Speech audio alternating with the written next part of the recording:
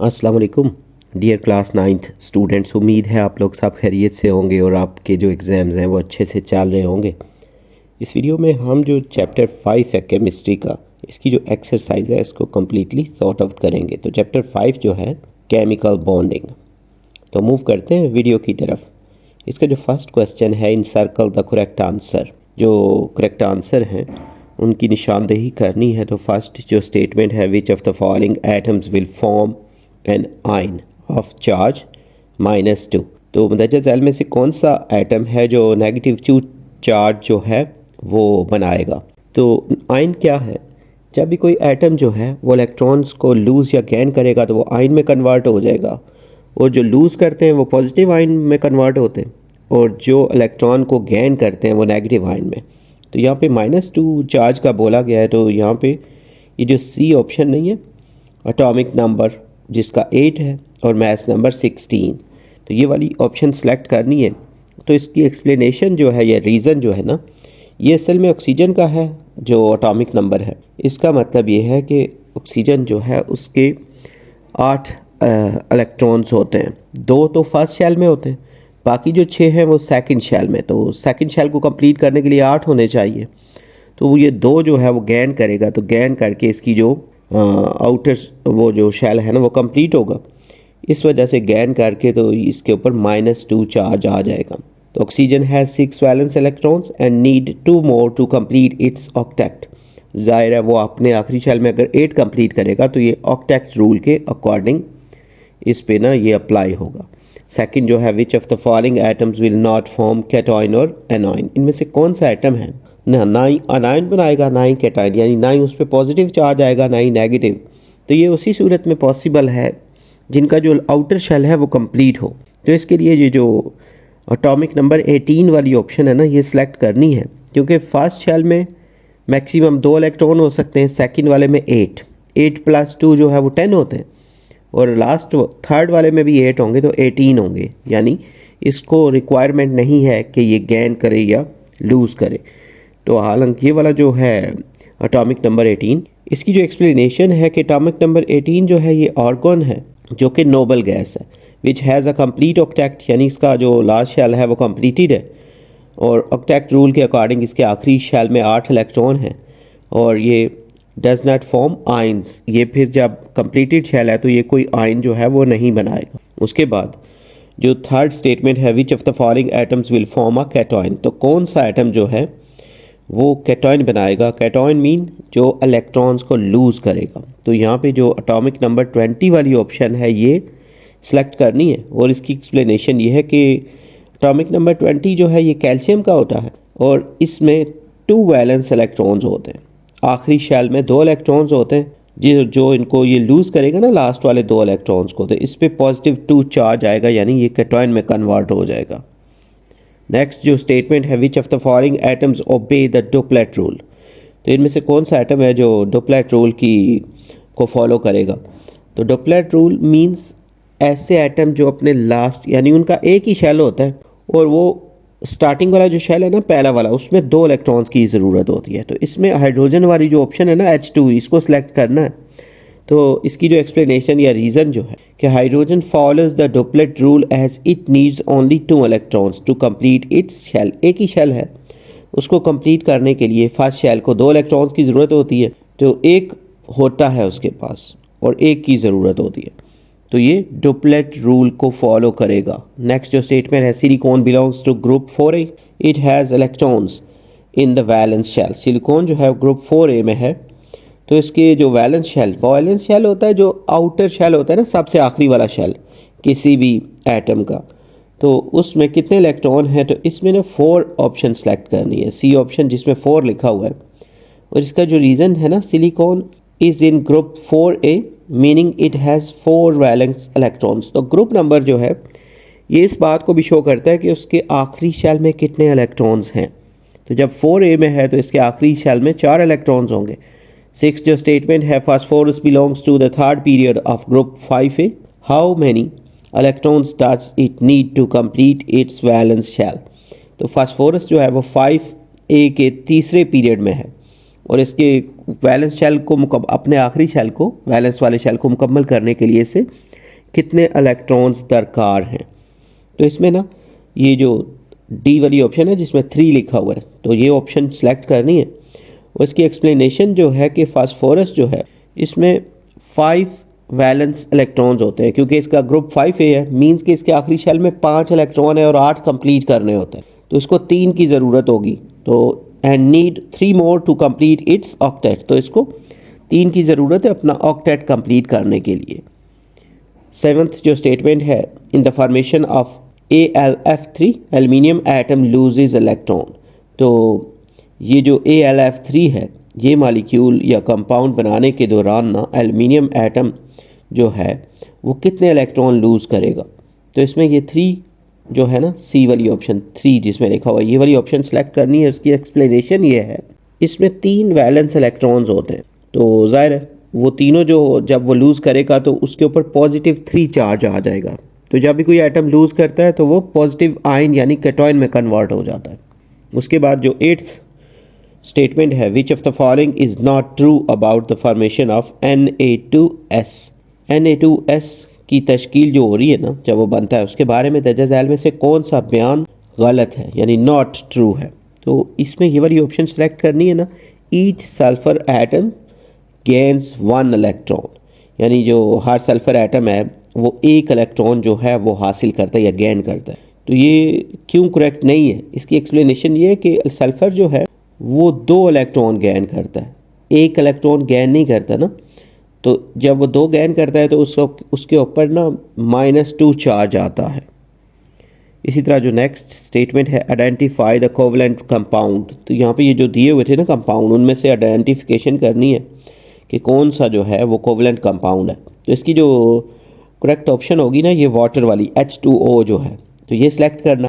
इसकी जो एक्सप्लेनेशन है कि वाटर जो है ना ये कोवेलेंट कंपाउंड है, यानी ये शेयर करता है इलेक्ट्रॉन्स को ना, इसमें हाइड्रोजन और ऑक्सीजन जो होते हैं ये इलेक्ट्रॉन्स को शेयर करते हैं। तो जो शेयर करने वाले होते हैं आपस में वो सब कोवेलेंट कंपाउंड होते हैं, जबकि जो दूसरी टाइप के होते हैं ना कंपाउंड, जो आयोनिक कंपाउंड है, उसमें शेयरिंग नहीं होती, उसमें ट्रांसफ़र होती है, यानी कम्प्लीटली जो एक एटम है वो दूसरे एटम को इलेक्ट्रॉन मुकम्मल तौर पर दे देता है। तो ये जो शेयरिंग वाले हैं ये कोवेलेंट जो है कंपाउंड कहलाते हैं। नेक्स्ट में जो शॉर्ट क्वेश्चंस हैं, इसमें फर्स्ट जो है state octet and duplet rule. तो ये जो ऑक्टेट और डुप्लेट रूल है, इन दोनों की वजाहत करनी है ना, तो इनके बारे में बयान करना है। तो पहले ऑक्टेट रूल जो है, the tendency of atoms to have 8 electrons in their outer shell while bonding is called the octet rule. तो ये जो एटम्स होते हैं अपने आउटर शेल में ना, बैरूनी जो शेल है, वैलेंस शेल भी इसको कहते हैं, उसमें जब ये कोशिश करते हैं ना कि इनके 8 इलेक्ट्रॉन पूरे हो जाएं, जब वो इस ट्रेंड को फॉलो करते हैं, इस रूल को या इस प्रिंसिपल को फॉलो करते हैं, तो उसको ऑक्टेट रूल कहते हैं। नोबल गैसेस जो हैं except helium have 8 electrons in their valence shell. Noble gases जो भी हैं, जो कि लास्ट ग्रुप है, उसमें हीलियम के अलावा सब के सब जो हैं वो अपने आउटर मतलब शेल में ना 8 इलेक्ट्रॉन को कंप्लीट करने की कोशिश करते हैं। इसी तरह जो डुप्लेट रूल है, सम एटम्स जो हैं प्रेफर, जो स्टार्टिंग वाले हैं ना जैसे हाइड्रोजन, हीलियम वगैरह, तो ये कोशिश करते हैं कि 2 electrons in their outer shell, के कोशिश करते हैं कि इनके आखिरी शेल जो है, क्योंकि फर्स्ट शेल ही है तो आखिर में कोशिश करते हैं कि इनके 2 कंप्लीट हो जाएं, फर्स्ट शेल में 2 ही ज़रूरत होते हैं। तो helium has 2 electrons and is stable. इसी तरह इसकी जो एग्जांपल है, जैसे हीलियम के आखिरी शेल में 2 इलेक्ट्रॉन होते हैं और वो स्टेबल होता है, तो जब आउटर शेल कंप्लीट होते हैं तो एटम स्टेबल हो जाते हैं। हाइड्रोजन, लिथियम, बेरिलियम, ये वाले जो हैं ये इसी रूल को फॉलो करते हैं। ये इसकी एग्जांपल में आप लिख सकते हैं। सेकंड जो क्वेश्चन है, explain the formation of a covalent bond between 2 nitrogen atoms. तो 2 नाइट्रोजन जो एटम्स हैं उनके दरमियान में कोवेलेंट बॉन्ड जो बनने की है उसकी वजाहत करनी है कि कैसे बनता है। तो इसका जो आंसर है, इसकी डायग्राम भी है, यहाँ से भी आप इसको देख सकते हैं कि नाइट्रोजन जो है ना N2 molecule forms by sharing electrons. तो ये आपस में इलेक्ट्रॉन्स को शेयर करके ये बॉन्ड बनता है। Each nitrogen atom has 5 valence electrons and need 3 मोर। तो नाइट्रोजन जो एटम है इसके आखिरी यानी वायलेंस शेल जो है उसमें 5 इलेक्ट्रॉन्स होते हैं, जबकि 8 होने चाहिए ना ऑक्टेट रूल के मुताबिक। तो 3 इसको ज़रूरत होते हैं इसको कंप्लीट करने के लिए। Both atoms share 3 electrons each. तो दोनों ये जो एटम्स हैं नाइट्रोजन, ये 3 इलेक्ट्रॉन्स जो हैं शेयर करते हैं। तो शेयर करने से ये होगा कि वो जो 3 शेयरिंग वाले हैं ना वो उसके अपने भी काम आते हैं और साथ ही साथ जो दूसरा है वो उसकी जो रिक्वायरमेंट है उसको भी पूरा कर।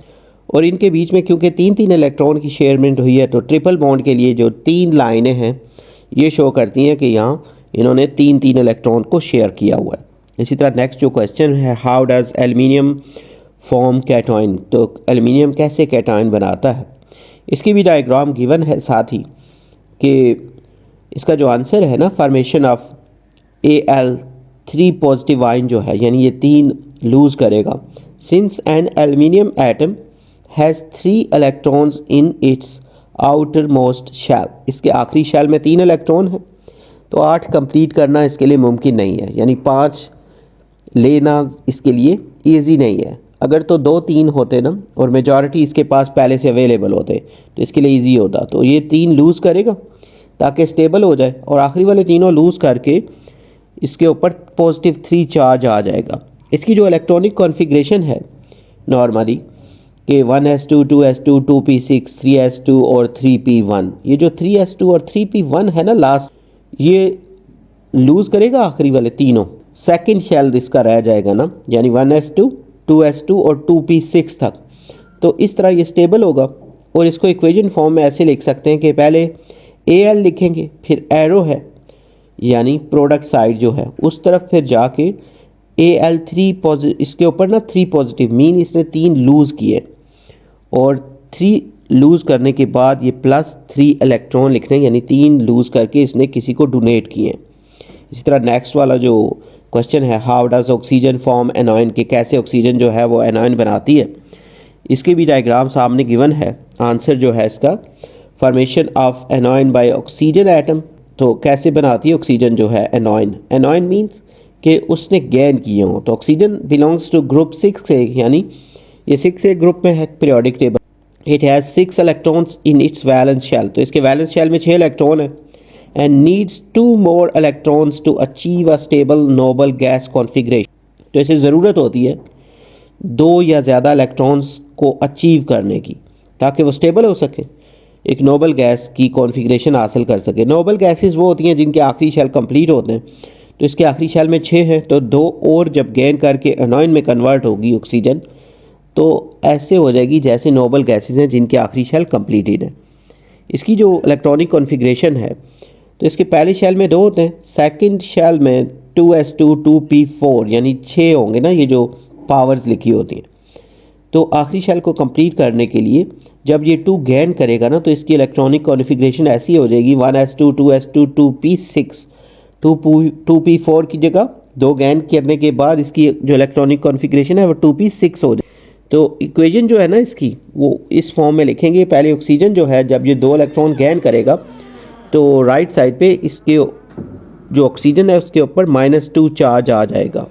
इसी तरह जो नेक्स्ट क्वेश्चन है, draw electron cross and dot structure for the H2O molecule. तो H2O जो मॉलिक्यूल है उसके लिए इलेक्ट्रॉन क्रॉस एंड डॉट जो स्ट्रक्चर है वो ड्रॉ करना है। तो इसका आंसर जो है, ऑक्सीजन जो है उसमें आखिरी शेल में 6 इलेक्ट्रॉन होते हैं जैसे हमने ये प्रीवियस क्वेश्चन में अभी इसको डिस्कस आउट किया है। तो हर जो हाइड्रोजन एटम है उसके आखिरी शेल में यानी वैलेंस शेल में सिर्फ 1 इलेक्ट्रॉन। तो oxygen needs 2 more electrons to complete its octet. तो ऑक्सीजन को 2 और इलेक्ट्रॉन की ज़रूरत होती है ताकि वो अपना आखिरी शेल कंप्लीट करे तो उसके 8 हो जाए, जबकि हाइड्रोजन जो है उसको सिर्फ 1 इलेक्ट्रॉन की ज़रूरत होती है तो वो फिर अपना डुप्लेट रूल को फॉलो करे। तो यहाँ पे ना जो ऑक्सीजन जो है इज़ द सेंट्रल एटम, यानी वो सेंट्रल एटम है and forms 2 single bonds with hydrogen atom. तो ये 2 हाइड्रोजन के साथ सिंगल बॉन्ड बनाएगा, यानी एक हाइड्रोजन के साथ एक बॉन्ड और दूसरी हाइड्रोजन के साथ दूसरा बॉन्ड।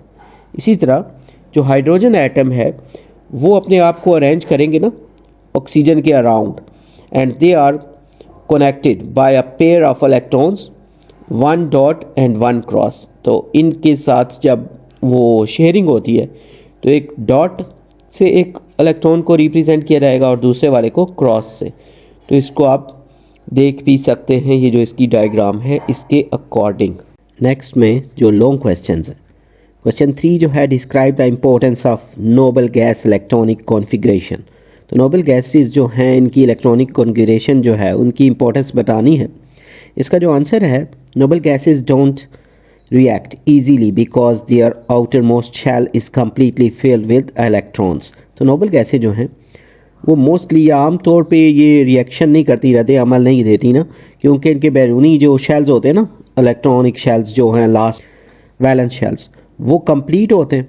तो हीलियम हैज़ 2 इलेक्ट्रॉन्स, जैसे हीलियम जो है उसके 2 इलेक्ट्रॉन्स होते हैं, यानी ये डुप्लेट रूल के अकॉर्डिंग अपने आखिरी शेल को कंप्लीट कर लेती है।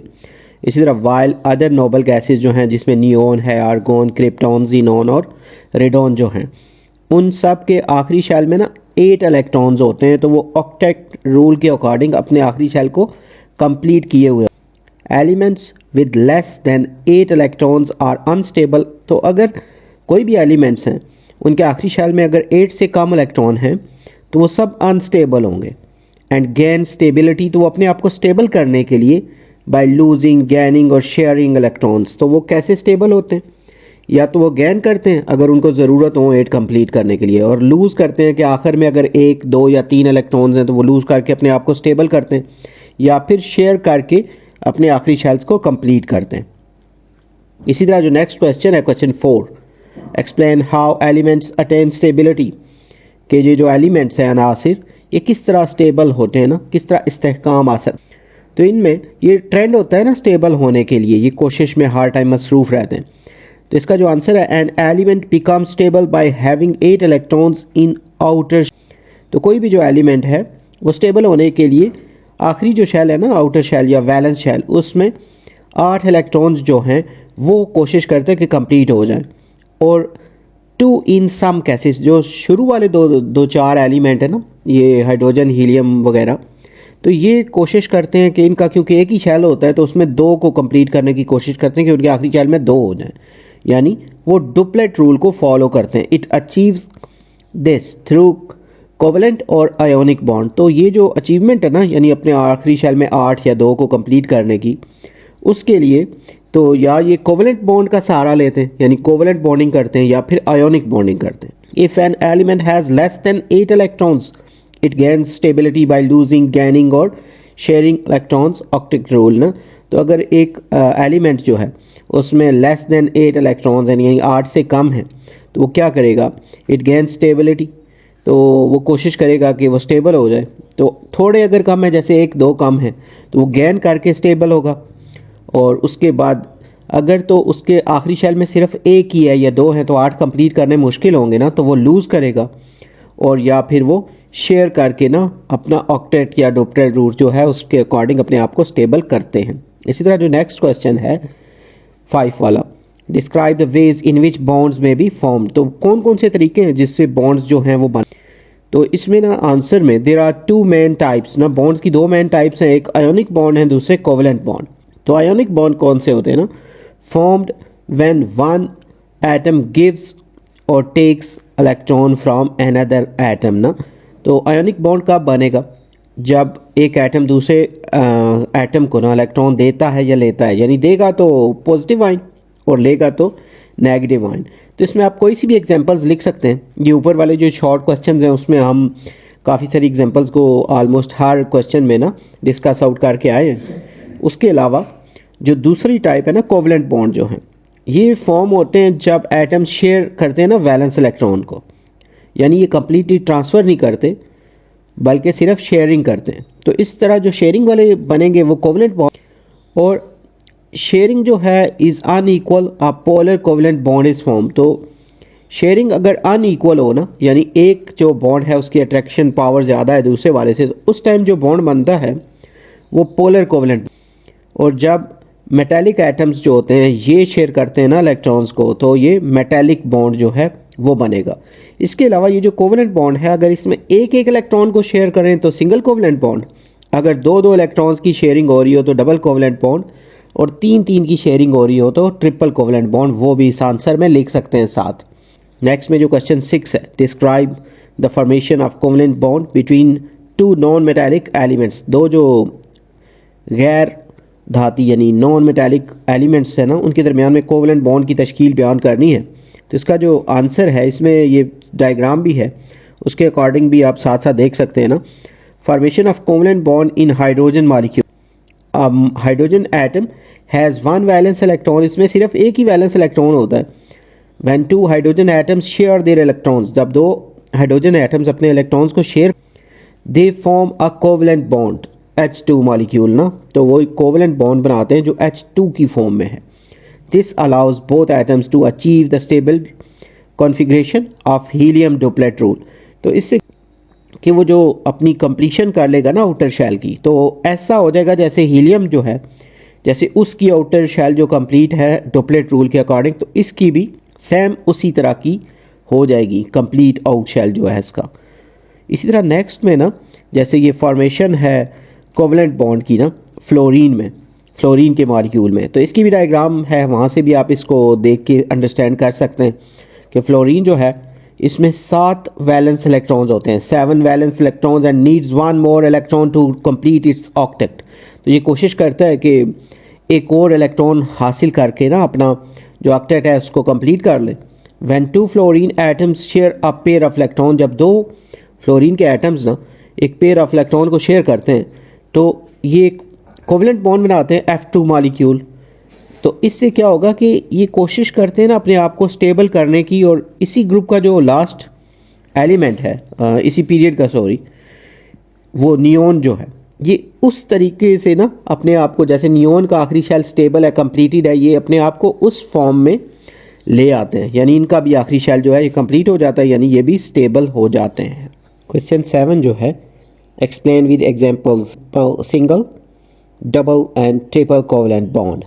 तो इन तीनों की जो है मिसाल के ज़रिए वजाहत करनी है ना, सिंगल, डबल और ट्रिपल बॉन्ड की। इसका जो आंसर है, इसमें साथ साथ डायग्राम्स भी यहाँ, आप उनके थ्रू भी इसको अंडरस्टैंड कर सकते हैं। सबसे पहले जो सिंगल बॉन्ड है, single covalent bond H2 molecule के बीच में, तो hydrogen has 1 valence electron, hydrogen का ना आखिरी शेल में सिर्फ एक इलेक्ट्रॉन होता है।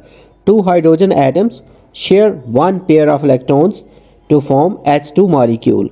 तो हाइड्रोजन के पास एक वैलेंस इलेक्ट्रॉन है। जब हाइड्रोजन्स जो है ना, 2 हाइड्रोजन्स एक दूसरे के करीब आ गए ना, तो अपना एक पेयर जो है उसको शेयर करते हैं, एक एक मतलब इलेक्ट्रॉन को, तो वो H2 मॉलिक्यूल जो है वो बनाते हैं। This makes both atoms stable like helium. तो इससे जो दोनों एटम हैं वो हीलियम की तरह एक स्टेबल हो जाते हैं, यानी उनका जो आउटर शेल है वो कंप्लीट हो जाता है। इसी तरह जो सेकंड है ना, डबल कोवलेंट बॉन्ड, इसकी भी सामने ये वाली डायग्राम जो है नीचे ये भी गिवन है।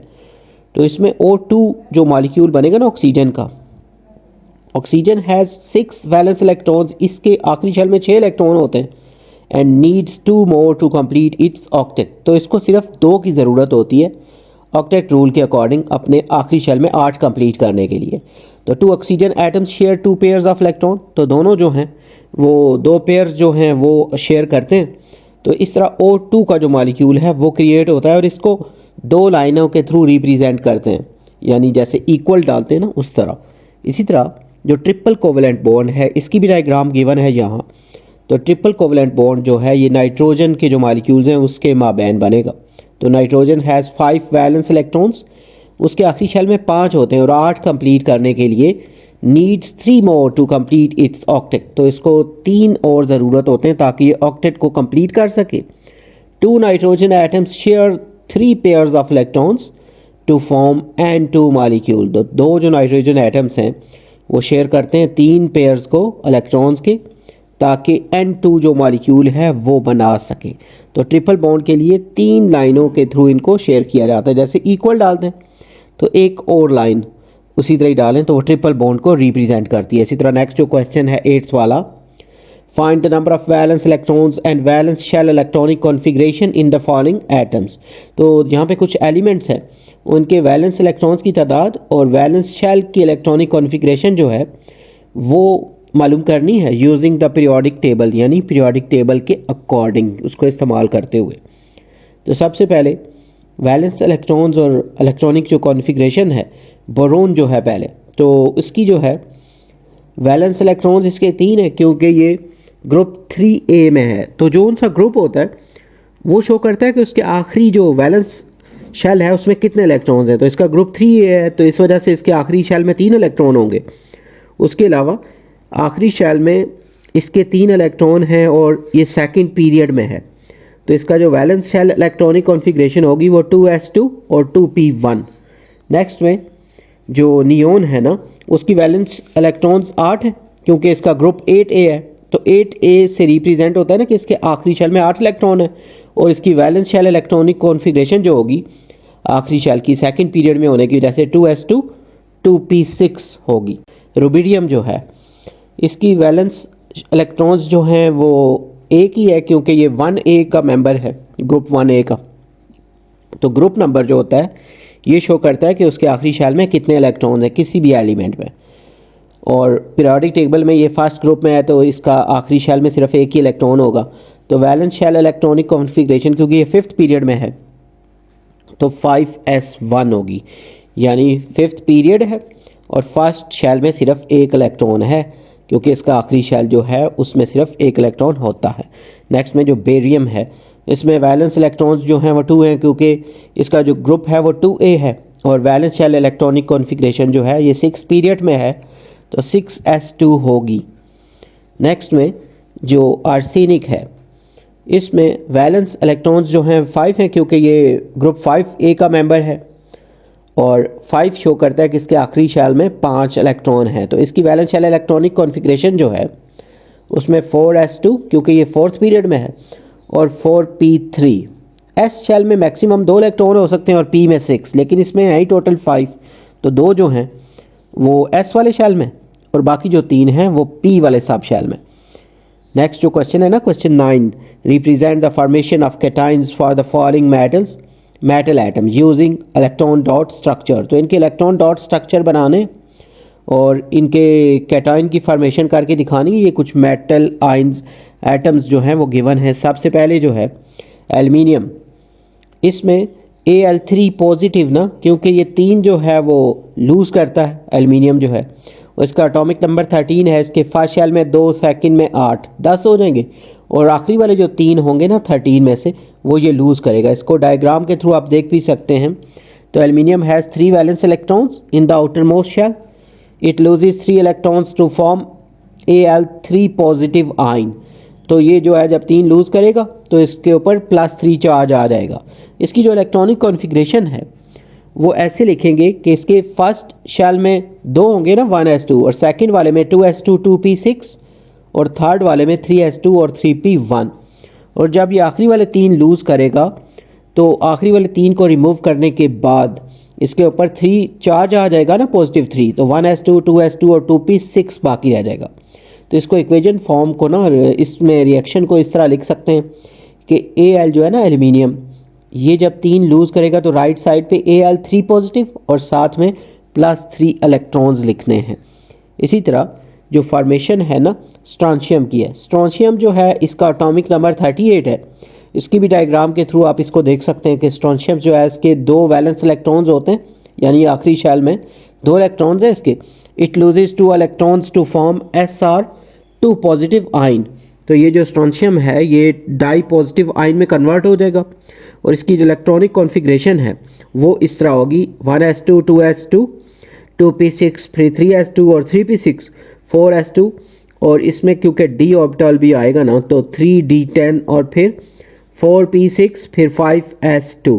तो ये जो है स्ट्रॉन्शियम आयन जब ये लूज़ करेगा ना 2 तो आखिरी वाला जो 5s2 है वो इसमें से ख़त्म हो जाएंगे तो ये स्टेबल हो जाएगा, यानी इसका 4p6 तक रह जाएगा।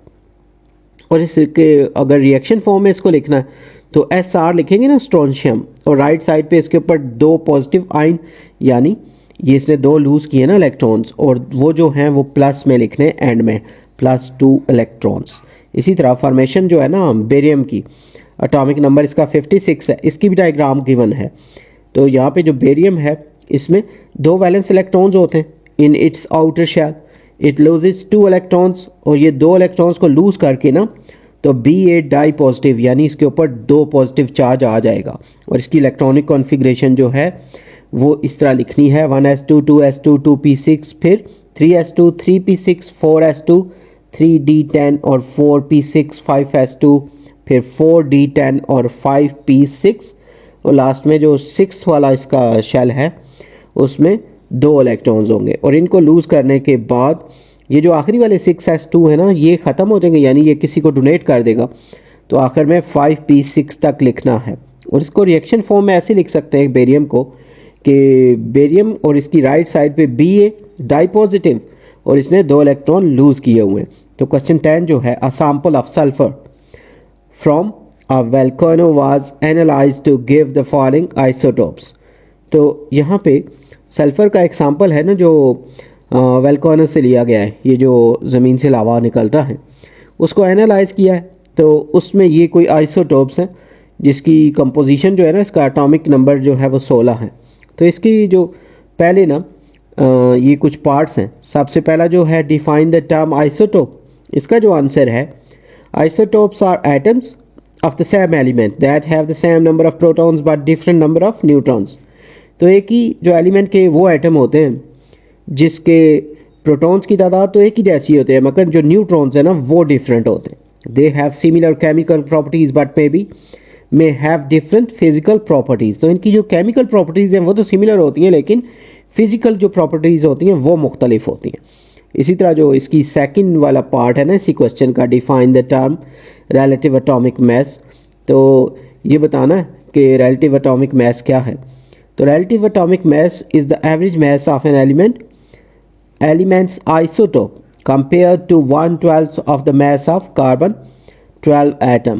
यानी किसी भी जो एलिमेंट है उसके आइसोटोप की जो औसत मास होगी ना एवरेज मास जो कार्बन 12 के एटम की ना 1/12 मास से कंपेयर करके फाइंड की जाती है।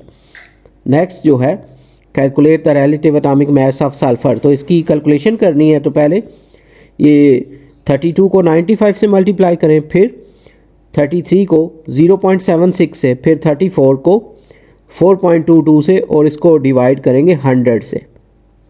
तो ये जो सारी कैलकुलेशंस हैं जो मल्टीप्लाई करके आएंगी उनको फिर सम अप करना है फिर 100 से डिवाइड करना है जो कि 32.11 AMU आएगी। जो नेक्स्ट इसका पार्ट है डी वाला कंप्लीट द फॉलोइंग टेबल।